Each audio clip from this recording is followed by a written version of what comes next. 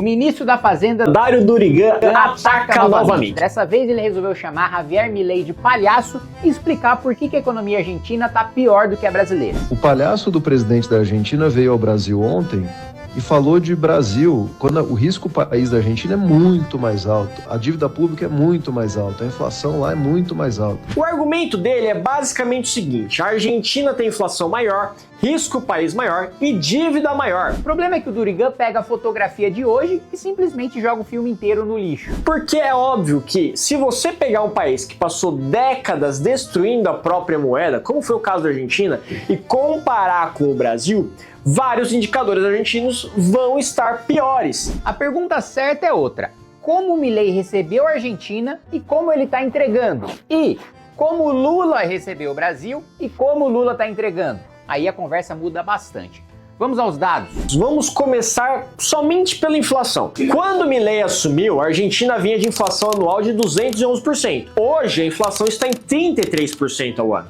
Em dezembro de 2023, os preços subiram 25% em um único mês. Em junho de 2026, a inflação mensal foi de 1,9%. Tem que ser muito burro para olhar uma inflação cair de 211 para 33% e dizer que o governo está errando na economia. Agora vamos para o risco país. Milei recebeu o risco país argentino perto de 1.930 pontos. Hoje está na casa dos 400. É uma queda de aproximadamente 80% do risco de se investir no país. Moody's, S&P e Fitch melhoraram recentemente a avaliação de crédito da Argentina. Vamos dar uma olhada na questão da dívida. E é aqui que a coisa fica ainda melhor. Melhor para a Argentina, claro. Durigan diz que a dívida da Argentina é muito mais alta. Beleza, vamos usar a mesma metodologia para os dois países? Porque comparar a dívida de países usando critérios diferentes é aquela estatística freestyle, né? Escolhe o número que gosta e depois explica o método. Pelo World Economic Outlook do FMI, a dívida bruta do governo geral projetada para 2026 é de 70% do PIB na Argentina e 96% do PIB para o Brasil. Eu vou repetir porque talvez alguém no Ministério da Fazenda pode ter piscado.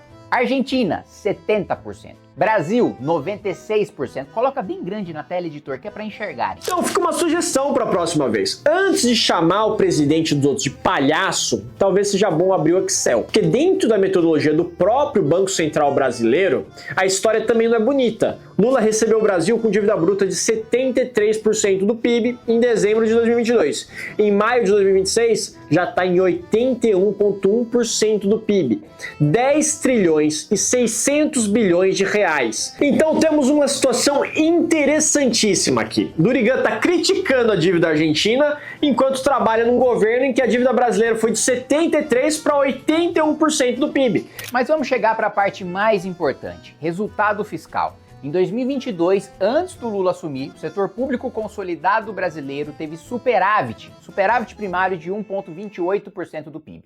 Nos 12 meses até maio de 2026, o Brasil acumulava déficit primário de 1,14% do PIB. Quando você inclui os juros, o déficit nominal chega a 9,62% do PIB. 8,48% do PIB é só juro. Quase 9% de tudo que o Brasil produz indo para juro. Aí alguém olha e fala: ah não, mas o problema não é fiscal. Tá bom, Cláudia, senta lá. Não é fiscal não. Deve ser um Itachi fazendo genjutsu.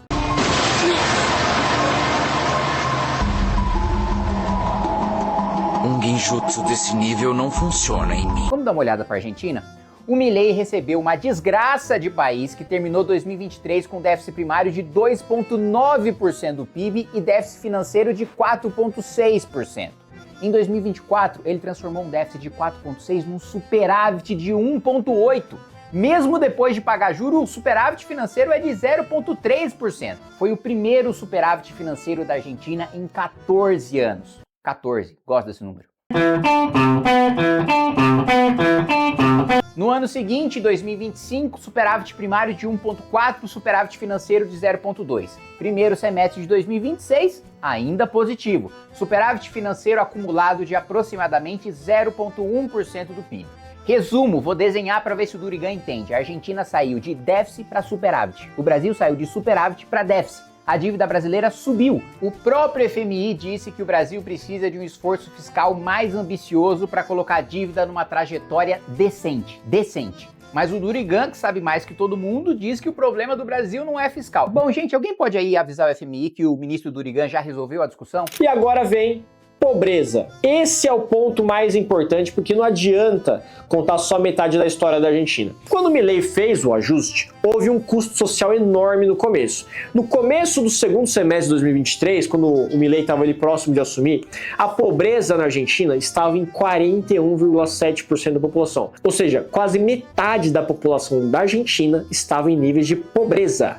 4 a cada 10 argentinos eram pobres, eram considerados pobres, estavam abaixo da linha da pobreza. No primeiro semestre de 2024, durante o choque inicial, esse número saltou para 52,9%, ou seja, superou a marca dos 50% da população argentina. Só que depois ela começou a cair. Primeiro para 38,1%, ou seja, já melhorou em relação àquilo que o Milei tinha pegado. E no segundo semestre de 2025, no ano passado, chegou a 28,2%, o menor nível oficial desde 2018. Comparando com o segundo semestre de 2023, são 13,5 pontos percentuais a menos. Então, aquele discurso de que o ajuste fiscal necessariamente condena permanentemente os mais pobres, começa a ter um pequeno inconveniente chamado realidade.